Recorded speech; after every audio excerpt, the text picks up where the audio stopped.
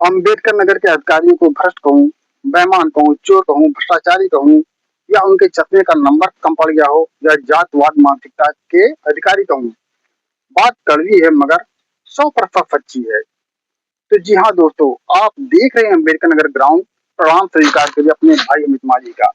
आपको जानकारी के लिए बता दें कि उत्तर प्रदेश की सरकार, योगी सरकार, आदित्य योगी नाथ की सरकार एक जन सुनवाई पोर्टल लॉन्च किया है। जन सुनवाई पोर्टल पर किसी भी विभाग का शिकायत कर सकते हैं और उस पर त्वरित न्याय मिलता है, ऐसा कहा गया है। लेकिन अम्बेडकर नगर में ऐसा संभव नहीं है। हम आपको आज ले चलेंगे शिक्षा जगत की ओर। इससे पहले कुछ हिस्ट्री बता दें कि अम्बेडकर नगर के अधिकारी किसी विभाग का हो। अक्सर देखा जाता है कि आईजीआरएस प्रणाली में, जन सुनवाई प्रणाली में अम्बेडकर नगर टॉप करता है। प्रथम स्थान, द्वितीय स्थान, तृतीय स्थान, चौथा स्थान प्रदेश में दिलाता रहता है। किसने? कि इन्होंने शिकायत गुणवत्ता पूर्वक विस्तार किया है और ज्यादा से ज्यादा निस्तारण किया है। लेकिन क्या सच्चाई है? कभी नहीं। तो जी हाँ दोस्तों, हम बात करने जा रहे हैं शिक्षा जगत। शिक्षा जगत जो कि एक पढ़ा लिखा विभाग है और उन्हीं के पढ़ाए हुए बच्चे एक से एक अधिकारी बनते हैं। लेकिन जब शिक्षा जगत ही ऐसा कारनामा कर रहा है तो बात समझ से परे है। लेकिन 100% कड़वी है और 100% सच्ची भी है। तो सच्ची चीज कड़वी होती ही है। तो हम बात करने जा रहे हैं खंड शिक्षा क्षेत्र भियाव की एक स्कूल ज्ञान भारती विद्यापीठ का शिकायत किया गया। और शिकायत यह किया गया कि यहाँ पर बच्चों की संख्या 50 से कम है। बच्चों की संख्या 50 से कम है तो यह विद्यालय चल कैसे रहा है। नंबर 2 शिकायत यह किया गया कि जब फील्ड में जाया गया तो देखा गया कि इंटर कॉलेज के भवन में प्राइमरी बच्चे पढ़ रहे हैं, वो भी 15, 20, 25, 30 लड़के। तो इसका जांच खंड शिक्षा अधिकारी भियाव को मिला। वहां पर एक पंडित जी हैं, खंड शिक्षा अधिकारी एक पंडित जी हैं और यह स्कूल भी पंडित जी का है। तो महोदय ने जांच को संज्ञान में लिया, जांच करने गए और जितना भी शिकायत था सब सही पाया गया। फिर भी इन्होंने रिपोर्ट क्या लगाया, रिपोर्ट जो लगाया तो लगाया, इसके आगे क्या किया उसको हम बताएंगे। रिपोर्ट क्या लगाया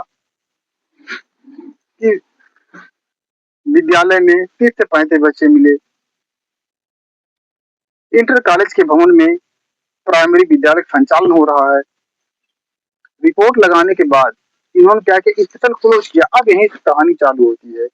स्पेशल क्लोज का मतलब कि शिकायतकर्ता उसको फीडबैक नहीं दे सकता है। शिकायतकर्ता उसको फीडबैक नहीं दे सकता है, क्या सही है क्या गलत। ये तो रिपोर्ट महोदय ने सही लगाया, बहुत अच्छा किया।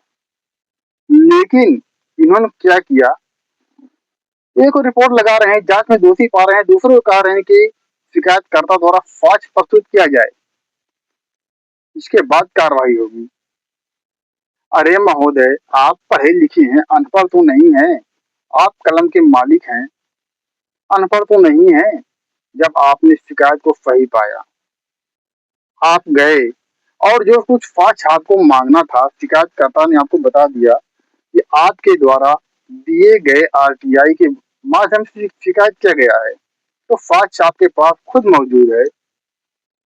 तो इन्होंने साक्ष्य मांग लिया, लेकिन साक्ष्य के साथ साथ कुछ ऐसा कारनामा किया जिसको सुनकर पत्रकारिता जगत में या शिक्षा जगत में लोग कहने को मजबूर हो जाएंगे, कहीं ये तो अनपढ़ गंवार अधिकारी तो नहीं है, बेवकूफ तो नहीं है।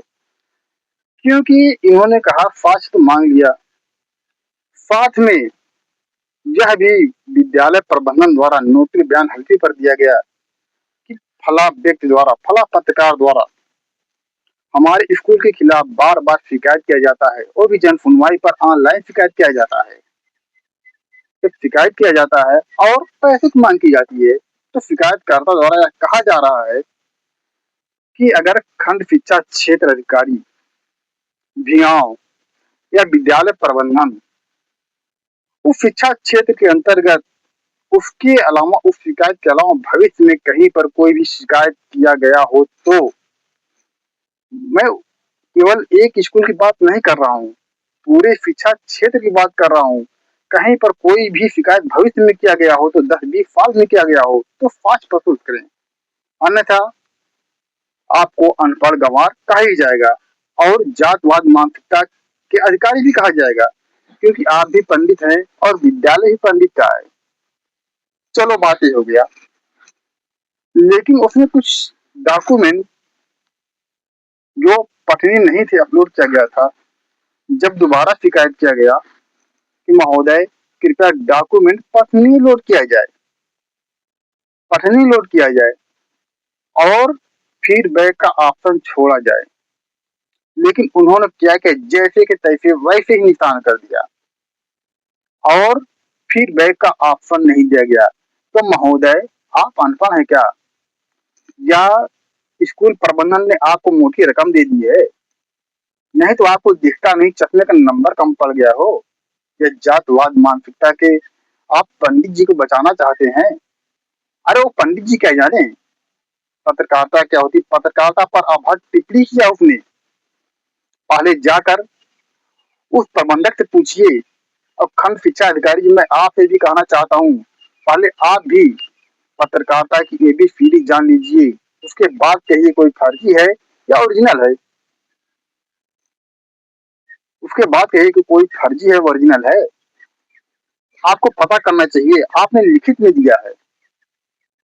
मैं आपसे अनुरोध करता हूँ, कृपया फास्ट प्रस्तुत किया जाए, क्योंकि शिकायत अब तक तो जन सुनवाई पर था।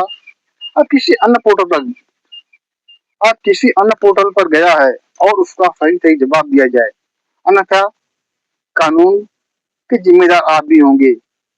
और अगर अधिकारी जी, मैं आपसे पूछना चाहता हूँ, अगर कोई आम जनता गलती करे, कोई पत्रकार गलती करे तो उसके ऊपर कार्रवाई होती है, लेकिन क्या तुम्हारा विद्यालय प्रबंधन और तुम ऐसे ही अनपढ़ गवार जैसे कर रहे हो? क्या पढ़े लिखे नहीं हो या चश्मा दिखता नहीं है? कम से कम चश्मा तो बनवा लो। आपको मालूम होगा कि जन सुनवाई किस लिए बनाया गया है, कि एक बार निस्तारण ना हो उस पर फीडबैक लगाया जाए, किसी अधिकारी के पास पहुंचे, उस पर जांच हो। लेकिन वो तो कर दे रहे हो एकदम special close. Special special close से काम नहीं चलेगा, कार्रवाई आगे तक पहुंचेगी और आप देखना, आपको जवाब देना पड़ेगा। जिस तरीके से आपने नोटरी बयान हल्फी सहित आईजीआर पर लगाया है, उसका फास्ट न प्रस्तुत करने पर आप भी आगे बढ़ेंगे। फिलहाल इस वीडियो में इतना ही, फिर मिलते हैं अगली वीडियो में।